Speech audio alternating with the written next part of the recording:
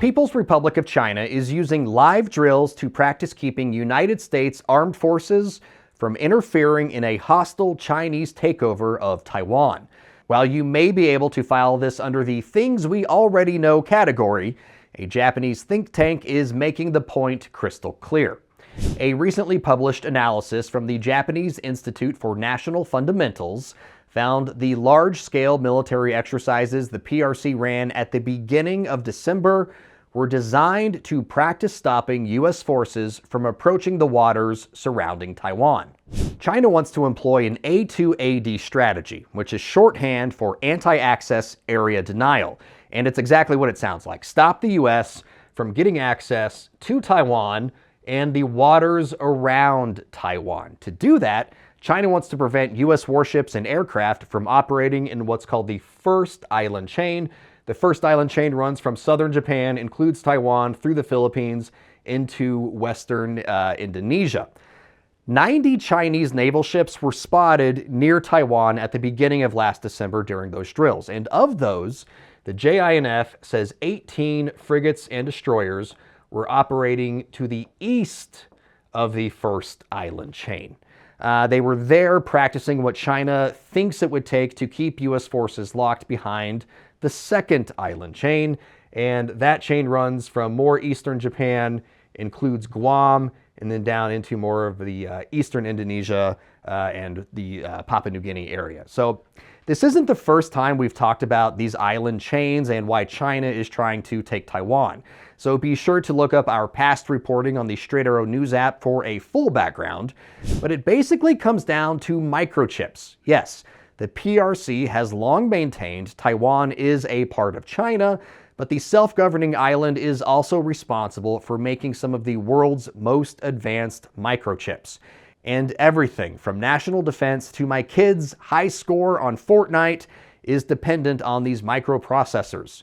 That's why the United States and its allies in the Indo-Pacific are moving to deter China from its current trajectory, if possible, and fight the PRC head-on if necessary. And to that end, we should point out that while China was practicing keeping U.S. forces on this side of the Second Island Chain, there was a contingent of United States Marines practicing with a new-to-the-core munition on Guam. That munition, the AGM-158 Joint Air-to-Surface Standoff Missile. Built by Lockheed Martin, the JASSM is a stealthy, semi-autonomous, conventional air-to-ground precision-guided missile that has a 1,000-pound warhead. The effective range of the JASSM depends on its specific variant, but Lockheed says even the basic one is good to over 500 nautical miles, or about 600 regular miles for the non-nautical. JASSMs were first used by the U.S. Air Force in Syria in 2018. Then, last August, the USMC announced the stealthy cruise missile was successfully integrated into its fleet of Hornets. And these are some of the first images of a USMC FA-18 Hornet outfitted with those munitions.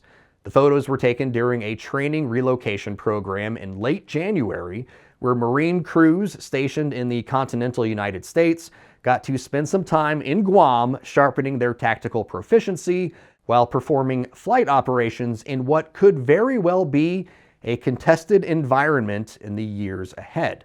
Again, the AGM-158 comes in several variants. The bigger the variant, the more range it'll have. They can be used against most any ground targets, moving or stationary, and the long-range variety is effective against ships as well.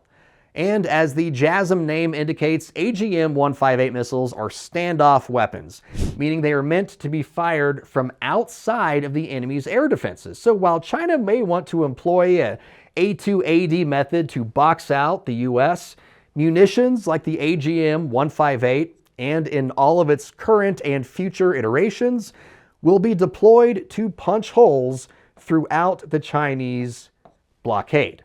At every turn, Russia proved its inability to stop stealthy cruise missiles fired by Ukraine, and if China has some of those same problems, an actual blockade of Taiwan may not be possible.